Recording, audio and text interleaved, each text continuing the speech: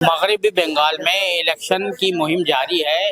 इसी दरमियान में एपीसीआर ने एक तहकीकाती रिपोर्ट जारी की जिसमें यह बताया गया है कि जो मुस्लिम इलाके ख़ासतौर से वहाँ पर बड़े पैमाने पर जो वोटर्स हैं उनके नाम काटे गए हैं। उसी हवाले के से हमारे साथ बात करने के लिए मौजूद है एपीसीआर के जनरल सेक्रेटरी जनाब नदीम खान साहब।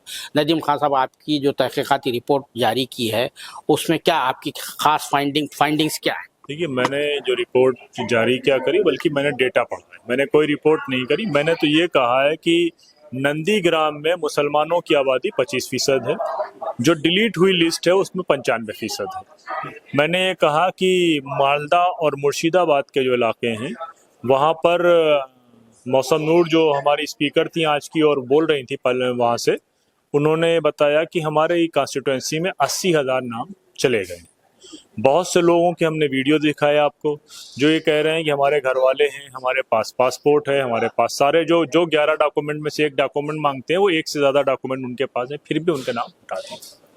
उस बीच में जब इलेक्शन कमीशन ये बार बार कहता था कि लोग कहाँ हैं, आप लोग झूठ बोलते हैं, लोग जिनके नाम गायब हो रहे हैं उनको सामने आना चाहिए। जब सामने लोग आ रहे हैं तब भी आप हड़बड़ी में चुनाव करा रहे हैं और आप कोर्ट से कहला रहे हैं कि साहब एक इलेक्शन में क्या अगले इलेक्शन में वोट दे देगा। तो इस पूरे इलेक्शन पे हमारा बुनियादी सवाल है कि जब बहुत सारे पोलिंग स्टेशन ऐसे हैं जिन लोगों ने अप्लाई किया जल्दबाजी में, उनके 95 से 100% वहाँ से नाम डिलीट कर दिए गए ट्रिब्यूनल में अप्लाई करने के बाद एजुकेशन।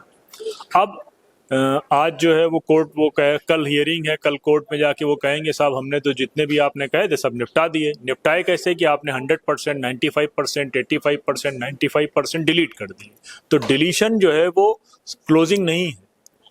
और सवाल ये है कि जब किसी इलाके से 10 लाख लोग, एक डिस्ट्रिक्ट 2 डिस्ट्रिक्ट से 15 लाख लोगों के नाम गायब हो जाएंगे और वहाँ पर जो चुनावी नतीजे आएंगे तो वो क्या चुनावी नतीजे सही हैं? सवाल सिर्फ इस बात का। अब वो तय करना देश की मीडिया का, देश की जनता का काम है कि वो लोग जिनके पास सारे पेपर हैं और वो ज़बरदस्ती चुनाव आयोग की बदमाशी की वजह से उनके इरादों पे शक हमें शुरू से था, अब बंगाल में यकीन हो गया है।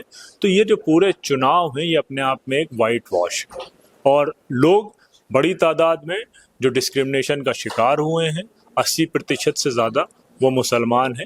नंदीग्राम की रिपोर्ट एक बार साफ साफ ये बात कहती है कि 25% की आबादी में 95% डिलीशन में नाम नहीं होने चाहिए। इसका मतलब आपने कुछ गड़बड़ करी है।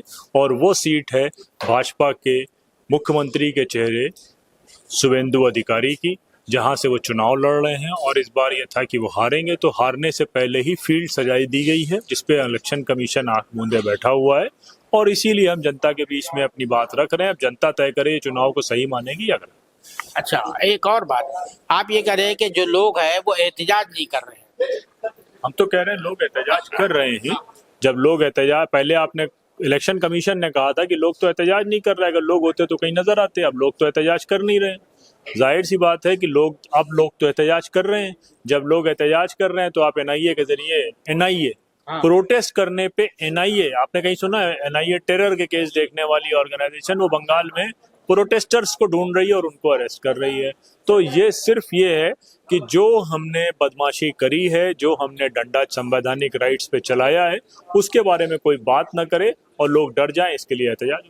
अच्छा, ये ट्रिब्यूनल्स की जो बात आ रही है, ट्रिब्यूनल्स वाले भी जो है फैसले जो है, जैसा कि कहा जा रहा है कि वो हुकूमत के फेवर में कर रहे हैं, इलेक्शन कमीशन के फेवर। देखिए, हमने आपको एक एग्जाम्पल अपनी बातचीत में दिया था कि आसाम में हम ये ऑलरेडी ट्रिब्यूनल देख चुके हैं। ट्रिब्यूनल एक धोखा है और उसकी कोई क्रेडिबिलिटी हम नहीं मानने को तैयार।